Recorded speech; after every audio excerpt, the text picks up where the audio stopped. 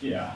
So I don't know what you guys have been studying, but I found like some videos kind of on like some of like the invasive species of plants. So like we could like review those and watch them right now. Do you guys want to? That sounds dope. I'm in. Alright guys, let me just pull up this video real quick. Alright, here we go. I'm the Invasive Species Police. I go around protecting all the natural habitats from invasive species. Over there is Japanese knotweed. It goes around habitats and just kills all the native plants and just causes havoc. That Japanese knotweed over there is pretty aggressive during plant growth, so I gotta be careful because it could be a pretty strong and aggressive fighter. Hey, stop that. Oh, dude. Let go of it, chill out. No, man, I'm not from around here. I don't care. My plan to defeat that knotweed over there is I'll cut off its head and then I'll spray chemicals on it to kill it. Hey, I'm here to stop you now. All right, let's go.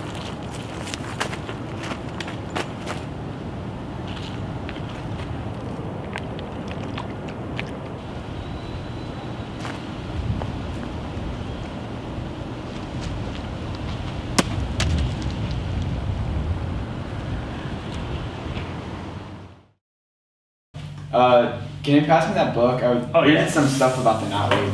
Yeah, it's pretty cool. When I was looking over it, yeah, it says like right here, there's 2 petals per flower, so that helps with that. So that'll help people identify it, right? If they see it in their yard or something? Yeah. That way, yeah, you can identify it, so then you can do the different ways and, to cut it off. So you can do that, like digging it out. And then there's like 1 leaf per node, you can help out. There's also parallel veins, so that should all help identify it. Solid. And it seems like the way they made the superpower for like the plant villain, and that really made sense because I think I read somewhere too that if you cut the plant up into pieces and then it gets spread around, it'll regrow. So It's just gonna spread further. Yeah. Man, that last video was pretty good. I think we should watch another one. Oh no, yeah, no, I've got one queued up, man. Hold on. Alright, bet. Hey guys, Invasive Species Police here. Today I'll be fighting that guy. He's the Oriental Bittersweet. And he's an invasive species in America. Hey, you need to stop that. No, You know what you're doing to the environment? I don't think I care. You go around and you choke out trees, killing them, and you just cover all the vegetation around it, and you just don't like get any sunlight and just block out and kill all the vegetation. Dude, I'm having a good time here. I don't think I'm gonna stop. Trying to fight, bro?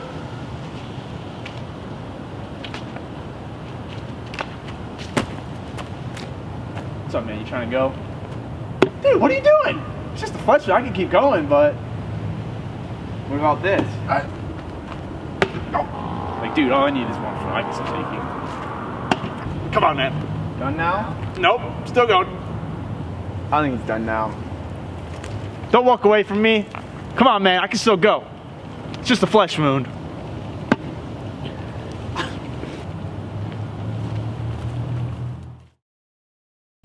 Yo, so in the video, I think when they had, at the start when the villain was choking the tree out, I think I read somewhere that the vine itself will choke trees itself and cause like a lot of harm to them. Yeah. No, because like it's invasive.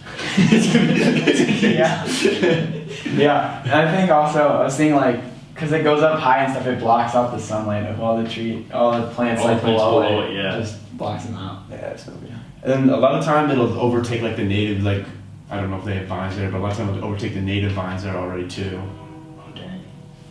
It's like it's kind of cool because like well not cool but it's like when you identify like there's an American and an Oriental version, so like some of the differences are the pollen color. For the American, the pollen is yellow, and for the Oriental, it's got white pollen. So if you were to come across it, like try and check that before accidentally destroying the native version. And same with the capsules on it, like the little capsules on like the edges of the or the ends of the Vine. The vine and stuff. They're yellow capsules on the Oriental, and then they're orange for the American version. Yeah. Man, these two videos on plant invasive species have really made me realize like how bad invasive species can be. Like they can take out like native organisms and plants, and they can mess up structures and stuff too. Dude, that's exactly what happened at my cottage. Dude, no way. No, like we like on the side of the house, like I can't remember what the name of the plant was, but like it just totally started like eating away at like everything, and it just kind of like it just took over, and like so we had to like we spent a ton of money, and like we ended up having to like totally move out just because it totally ruined everything. Yeah, it's a pain. Yeah.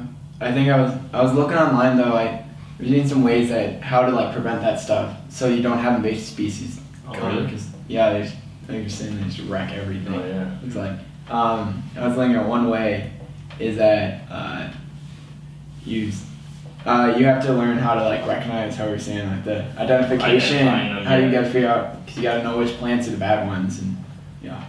Yeah, that'll really help you determine like what you really need to get rid of. Mm-hmm. And then another thing that I think I heard one time too was like a lot of people will buy invasive species because like maybe they'll look good in like their gardens or whatever.